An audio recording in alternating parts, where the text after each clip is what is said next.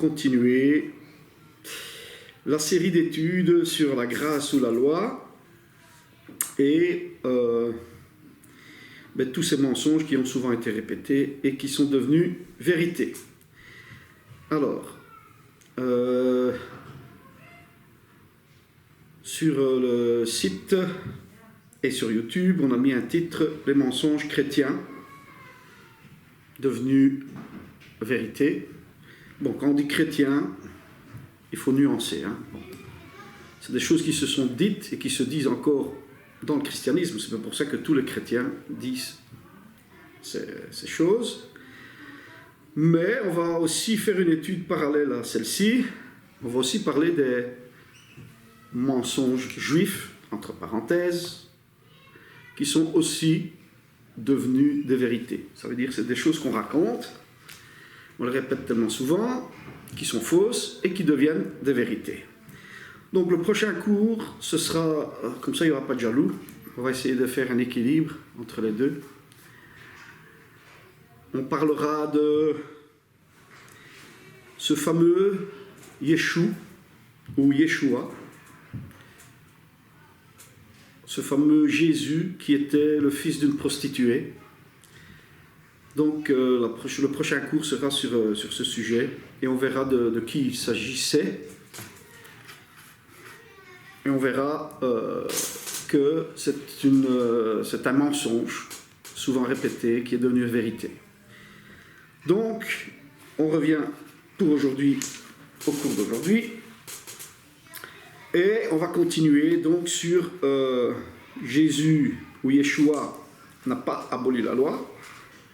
Et aujourd'hui, on va voir pourquoi Yeshua n'a pas aboli la loi, justement. Donc le titre d'aujourd'hui, ce sera plutôt « Jésus n'a pas aboli la loi ». Pourquoi Jésus n'a pas aboli la loi? Bon, on va quand même relire un petit passage dans la Bible pour voir aussi comment ça se fait que certaines choses, certaines phrases ou certaines idées peuvent devenir des vérités. Et je pense que Jésus a bien imagé ça, Yeshua a bien imagé ça, dans l'évangile de Marc. L'évangile de Marc, chapitre 7, versets 8 à 13.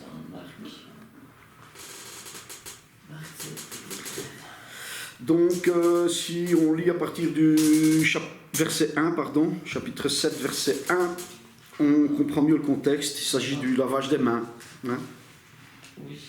Mais ce qui nous intéresse aujourd'hui, c'est justement ces 5 versets-ci, parce que j'ai pu parler la semaine passée avec un pasteur, et je lui disais justement que aujourd'hui, il y a même des traditions qui prennent la place de la parole de Dieu. Et donc on suit plus la tradition que la parole de Dieu. Et justement, je disais à ce pasteur que si Yeshua, si Jésus serait là aujourd'hui, à l'époque il le reprochait aux pharisiens, mais s'il serait là aujourd'hui, il nous le reprocherait aussi, que les traditions prennent la place de la parole de Dieu. C'était déjà le problème à l'époque. On va relire un petit peu. Donc au verset 8 à 13, Yeshua dit ceci: « Vous abandonnez le commandement de Dieu et vous observez la tradition des hommes. » Il leur dit encore: « Vous anéantissez fort bien le commandement de Dieu pour garder votre tradition, car Moïse a dit: « Honore ton père et ta mère. Celui qui maudira son père ou sa mère sera puni de mort. » Mais vous, vous dites, si un homme dit à son père ou à sa mère, ce dont j'aurais pu t'assister est korban, c'est-à-dire une offrande ou un sacrifice à Dieu, vous ne laissez plus rien faire pour son père ou sa mère, annulant ainsi la parole de Dieu par votre tradition que vous avez établie, et vous faites beaucoup d'autres choses semblables.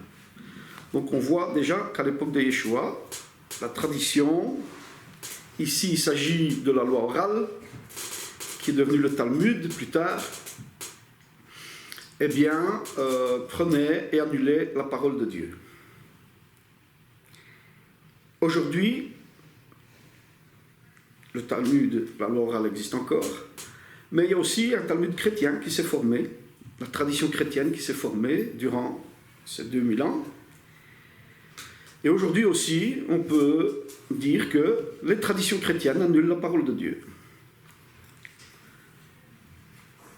Quoi par exemple? On verra plus tard dans cette série d'études, par exemple le Shabbat. Pour ne donner qu'un exemple en vitesse.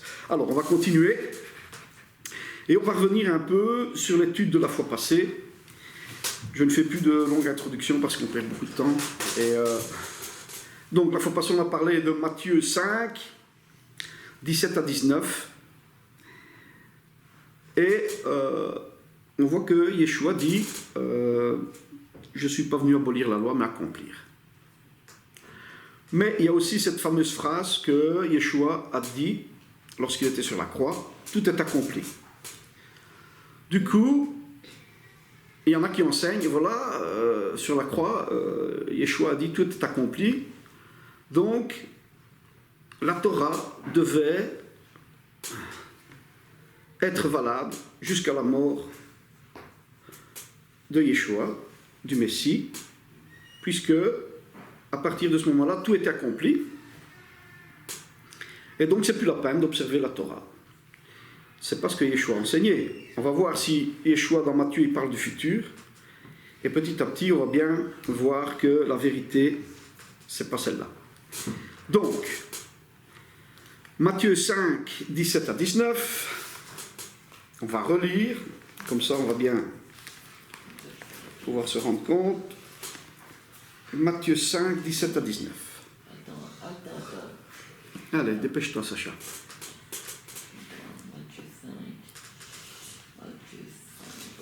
Matthieu 5, 17 à 19. Ne croyez pas que je sois venu pour abolir la loi ou les prophètes. Je suis venu non pour abolir, mais pour accomplir. Car je vous le dis en vérité, tant que le ciel et la terre ne passeront point, il ne disparaîtra pas de la loi un seul iode ou un seul trait de lettre, jusqu'à ce que tout soit arrivé.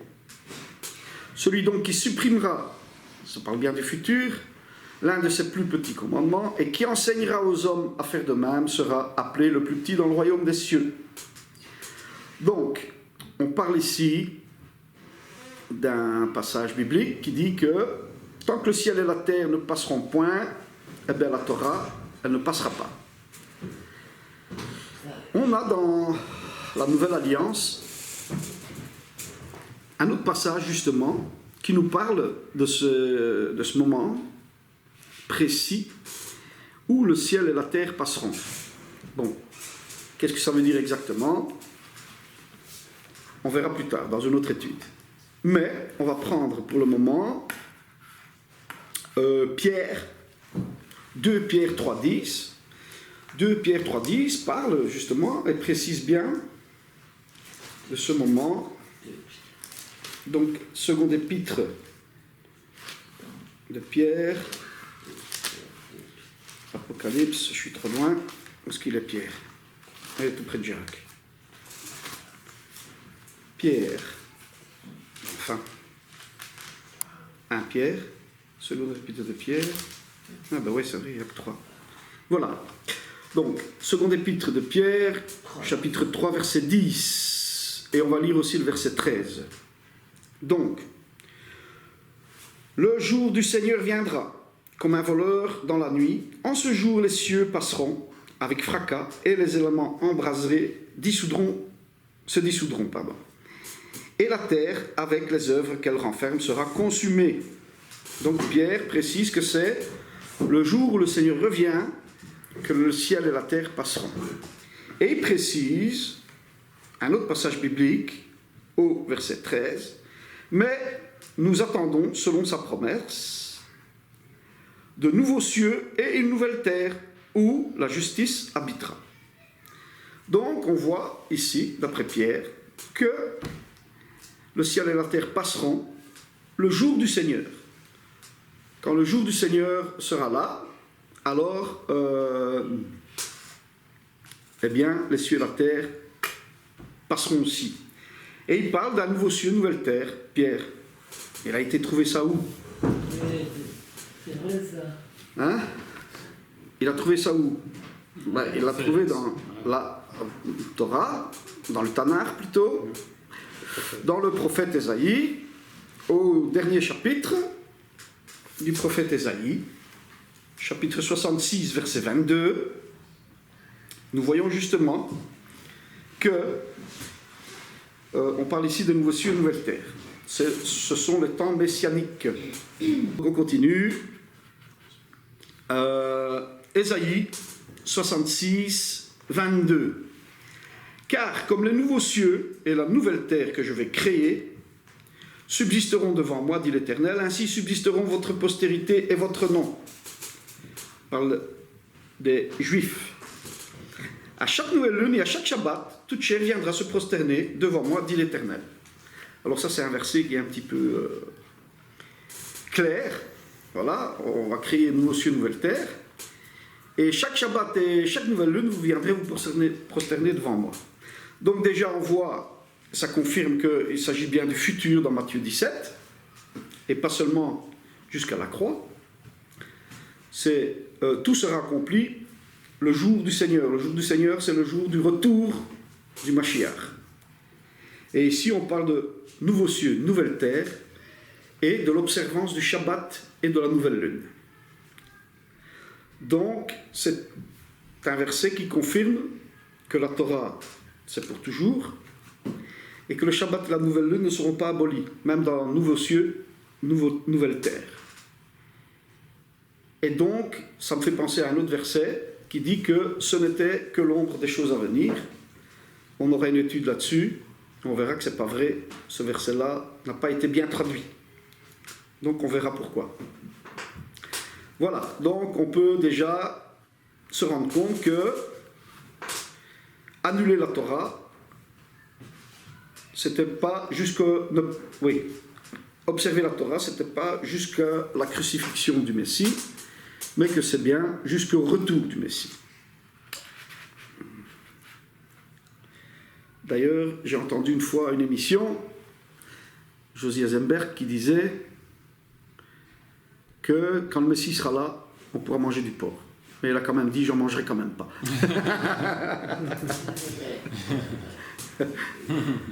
Alors, on vient de parler de Matthieu chapitre 5. Il s'agit de quoi, Matthieu chapitre 5? C'est le sermon sur la montagne. Le sermon sur la montagne, c'est le chapitre 5, c'est le chapitre 6 et le chapitre 7 de Matthieu. C'est un seul sermon. Donc on va encore confirmer la première partie de l'étude. Donc on vient de voir que au chapitre 5, versets 17 à 19, Yeshua dit de ne pas enlever un seul trait de lettre de la loi. Ce sermon continue.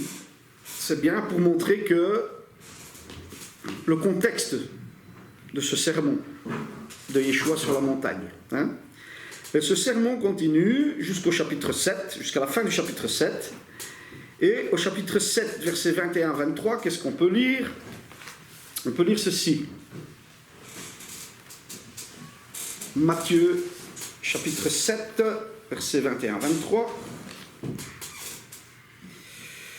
Ceux qui me disent Seigneur, Seigneur n'entreront pas tous dans le royaume des cieux, mais celui-là seul qui fait la volonté de mon Père qui est dans les cieux. Plusieurs me diront en ce jour-là, Seigneur, Seigneur, n'avons-nous pas prophétisé par ton nom? N'avons-nous pas chassé les démons par ton nom? Et n'avons-nous pas fait beaucoup de miracles par ton nom? Alors, je leur dirai ouvertement, je ne vous ai jamais connu, retirez-vous de moi, vous qui commettez l'iniquité. Donc, ici on voit que ça parle un peu du jour du jugement, donc c'est bien le futur. Et Yeshua, Jésus dit ici, retirez-vous de moi, vous qui commettez l'iniquité. Alors, on va voir un petit peu qu'est-ce que ça veut dire, hein, ce mot iniquité.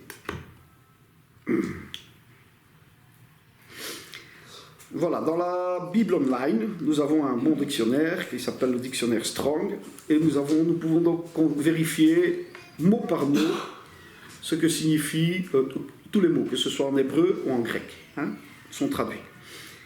Alors, ici, le mot iniquité, c'est le grec anomia. Qu'est-ce que ça signifie, anomia? Le dictionnaire Strong dit ceci, c'est le dictionnaire Louis II. Condition de celui qui est sans loi. Pourquoi il est sans loi? Parce qu'il peut ignorer cette loi, il en est ignorant. Ou parce qu'il la viole. Il la connaît, mais il viole la loi. Ou alors il méprise et il viole la loi. Ok? Donc voilà, qu'est-ce que ça veut dire? Le mot anomia, iniquité, ça veut dire tout simplement violer la loi. On pourrait se demander de quelle loi? C'est pas la loi d'Irupo, puisque d'Irupo n'était pas encore là. Donc, de quelle loi s'agit-il? Eh bien, justement, c'est pour ça que je vous parlais de ces 3 chapitres, parce que, justement, si on revient à Matthieu 5, qui fait partie de ce sermon, on voit que Yeshua dit qu'il ne faut pas enlever un seul lettre de la loi, de la Torah, et pas un seul trait de lettre. Donc on ne peut pas se tromper de quelle loi il s'agit ici. Et en plus, on a des confirmations dans d'autres versions de la Bible. Et moi j'ai été étonné, quand j'ai lu la version Chouraki, chapitre 7, je crois que j'ai préparé la page. Oui. Voilà. La version Chouraki dit ceci. Nombreux me diront en ce jour-là, Adon, Adon, n'est-ce pas en ton nom que nous avons été inspirés, en ton nom que nous avons jeté dehors les démons, en ton nom que nous avons fait de nos nombreux prodiges. Alors je leur déclarerai, jamais je vous ai connu, retirez-vous de moi, fauteur de non-Torah. Voilà, bon, quand j'ai lu ça dans le Chouraki, j'étais un peu étonné, donc j'ai fait quelques recherches, et on voit que Yeshua dit, retirez-vous de moi, vous qui transgressez la loi de Moïse. Voilà pour la petite précision. Alors, c'est bien de dire que Yeshua n'a pas aboli la loi, on va voir pourquoi maintenant.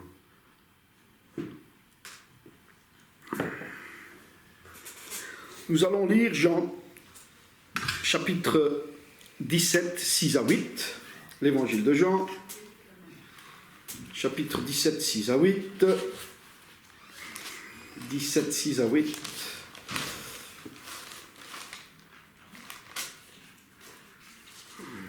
C'est Yeshua qui parle.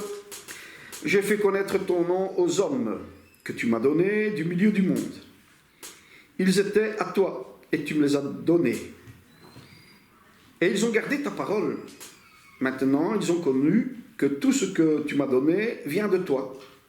Car je leur ai donné les paroles que tu m'as données et ils les ont reçues. Et ils ont vraiment connu que je suis sorti de toi. Et ils ont cru que tu m'as envoyé.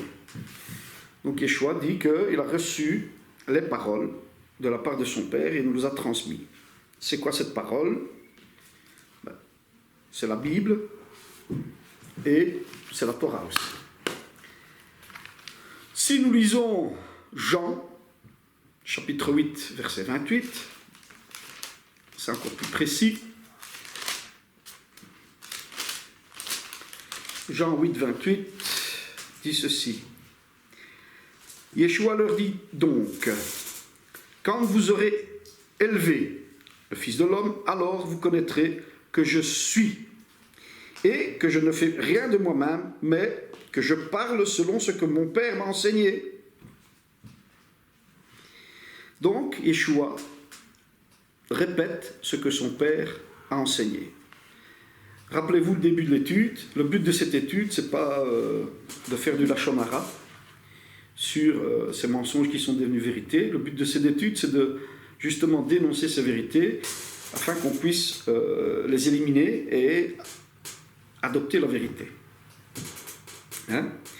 Donc, et surtout, le but de cet enseignement, c'est aussi de n'avoir qu'un seul enseignement, celui du Mashiach. Allez dans le monde entier, enseignez, faites des disciples et enseignez-leur ce que je vous ai enseigné. Donc, le but, c'est d'avoir qu'un seul enseignement. C'est ça. Et ici, on voit que tout ce que Yeshua a enseigné, ben, il l'a reçu du Père. Donc, pourquoi Yeshua n'a pas aboli la loi? On va continuer. On va lire Deutéronome 12, 32.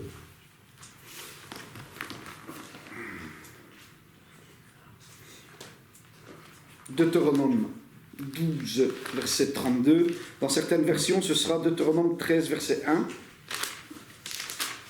Ici, c'est le 12, 32. Et on va lire peut-être les 2-3 premiers versets du chapitre 13 aussi. Pourquoi Yeshua n'a pas aboli la loi?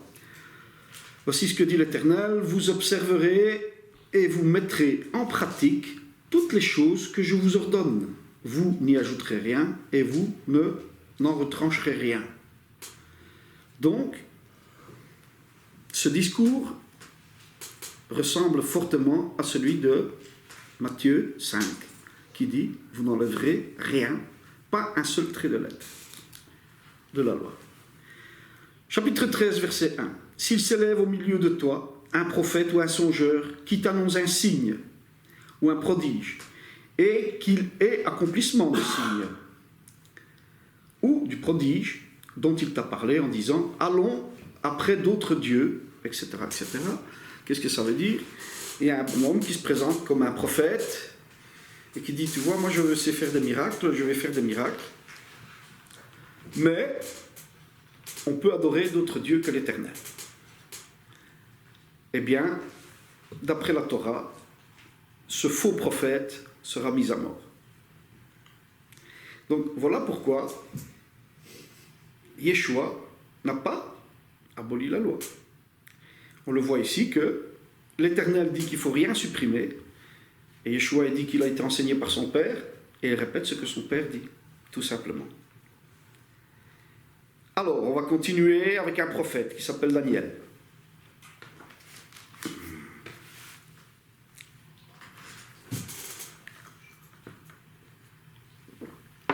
Daniel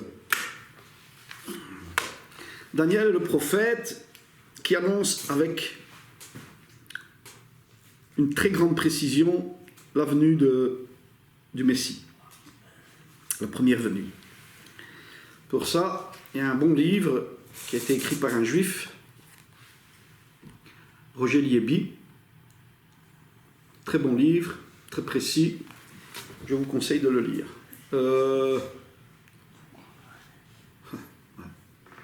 Ça se voit? On voit bien? Oui, ça va. Comme ça, vous pouvez vous le procurer. Prophétie messianique. Donc, on va parler un peu de Daniel, du prophète Daniel.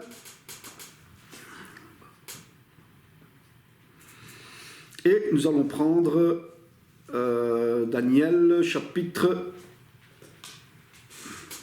9, versets 24 à 27.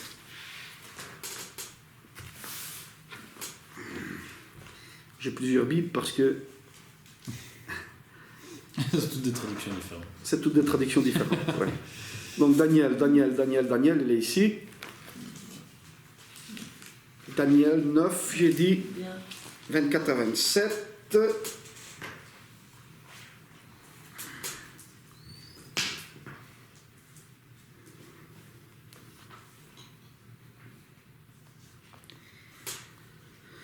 Donc, sois attentif à la parole et comprends la vision.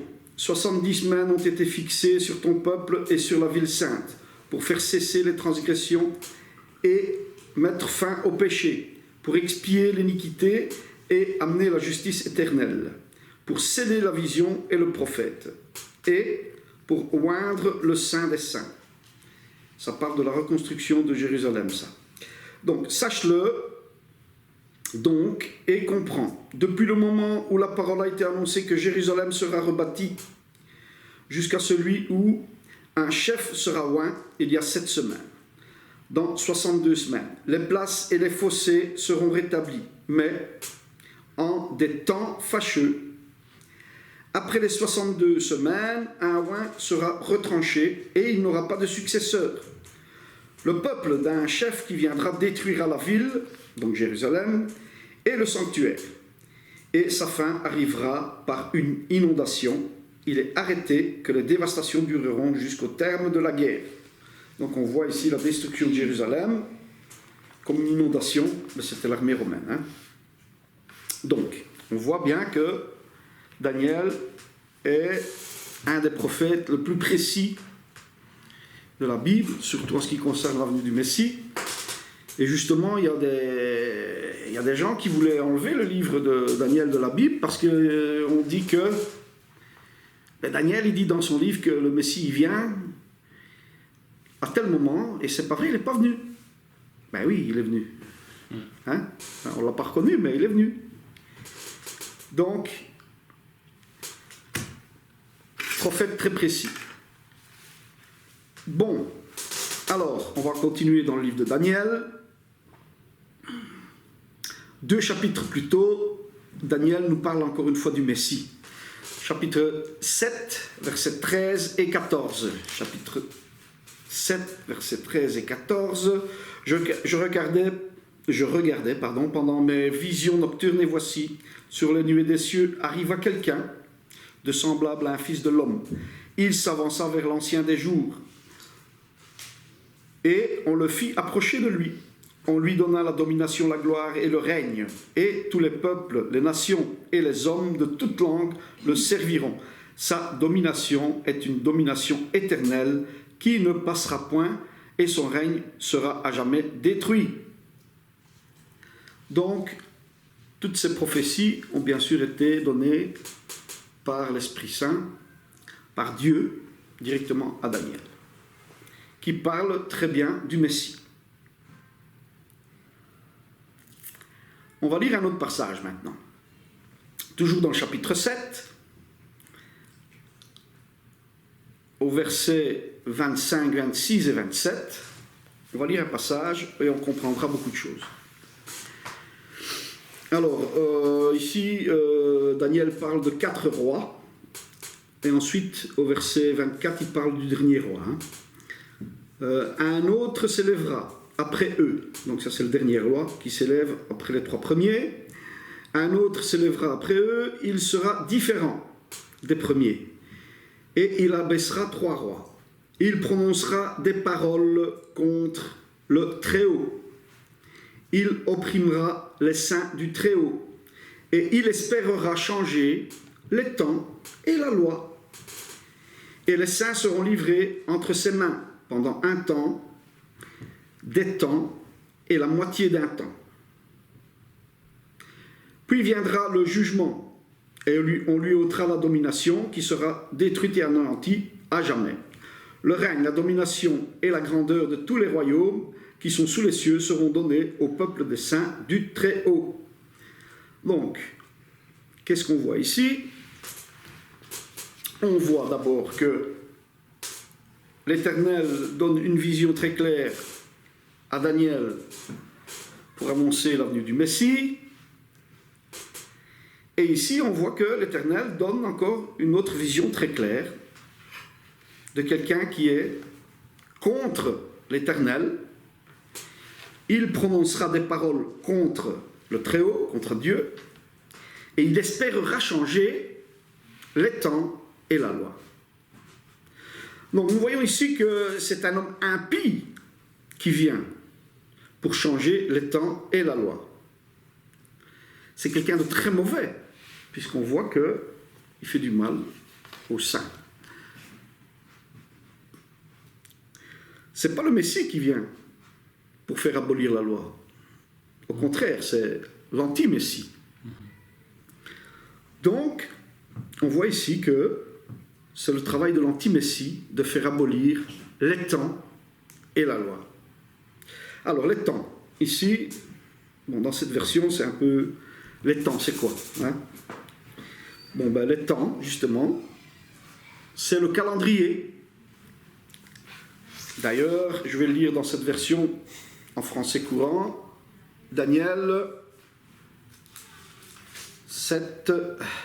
Il prononcera des paroles insolentes à l'égard du Dieu très haut et opprimera le peuple qui lui appartient en propre. Il formera le projet de modifier le calendrier et les lois religieuses du peuple de Dieu. Donc on voit que, ici, lorsqu'on parle des temps dans la Louis II, il s'agit du calendrier.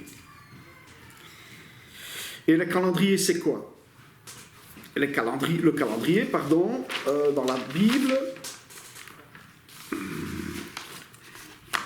le calendrier dans la Bible, le calendrier de Dieu, est régi, ou il est guidé par les fêtes de l'Éternel. D'ailleurs, on peut lire ça dans... j'ai pas mis le chapitre, mais c'est le chapitre 12 de l'Exode. Qu'est-ce qu'on voit dans le chapitre 12 de l'Exode? On va parler du premier mois de l'année. L'Éternel dit à Moshe et à Aaron, dans le pays d'Égypte, ce mois-ci sera pour vous le premier des mois. Il sera pour vous le premier des mois de l'année.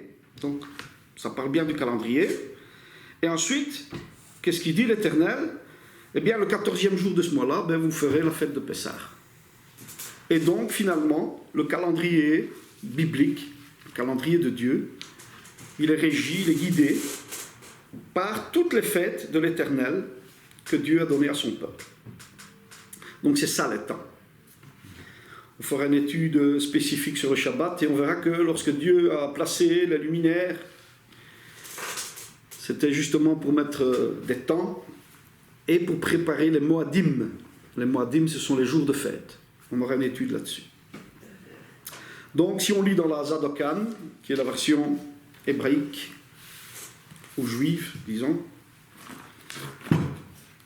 ce passage de Daniel, bon, je ne vais pas le lire, mais on voit que ici, les temps est traduit par le mot solennité, donc les fêtes de l'Éternel. Hein. Rappelez-vous que Dieu a donné le tabernacle, justement, au peuple. C'était justement la paracha de la semaine passée. Il donne le tabernacle et il donne des jours de rendez-vous dans le lieu du rendez-vous qui est le tabernacle et plus tard le temple. Donc la conclusion de cette étude, c'est que, comme j'ai dit tout à l'heure, c'est le but de l'anti-messie, c'est le but de l'antichrist, le but de non-Torah, de changer les lois et les fêtes de l'Éternel. Ce n'est pas le but de Yeshua, c'est pas Jésus, Yeshua n'est pas venu pour faire le travail de l'Antichrist et de changer la loi. Voilà pourquoi Yeshua n'a pas changé la loi. On a vu que le Fils et le Père sont en accord, heureusement. Sinon, on prend la Bible et on la met de côté. Alors, on va lire un autre passage et on va voir que le but de l'Esprit, de la Ruach HaKodesh, du Saint-Esprit, c'est aussi de mettre la loi de Dieu dans le cœur des hommes. C'était aussi le but de Yeshua, c'était de faire observer la loi de Dieu avec le cœur. Donc on va lire Ézéchiel, chapitre 36, verset 26. Ézéchiel, ça doit être ici quelque part. Oui. Ézéchiel 36, j'ai dit. 26 et 27, 36, 26 et 27. Bon, ça parle des temps messianiques.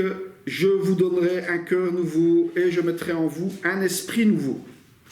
J'ôterai, de votre corps le cœur de pierre et je vous donnerai un cœur de chair. Je mettrai mon esprit en vous et je ferai que vous suiviez mes ordonnances et que vous observiez et pratiquiez mes lois. Donc, Dieu met dans le corps des hommes son esprit. Il change le cœur de pierre, il met son esprit afin que on observe les ordonnances et la loi. Donc le travail du Saint-Esprit, le travail de Yeshua, c'est qu'on observe la Torah avec le cœur. Et pas parce qu'on nous tape dessus. Hein? Donc voilà, c'était l'étude d'aujourd'hui. À la prochaine fois alors. Pour les mensonges, on va commencer aussi donc une étude en parallèle. Et on va voir qui était ce fameux Ben Pantera. À la prochaine. Allez, merci beaucoup. Shabbos.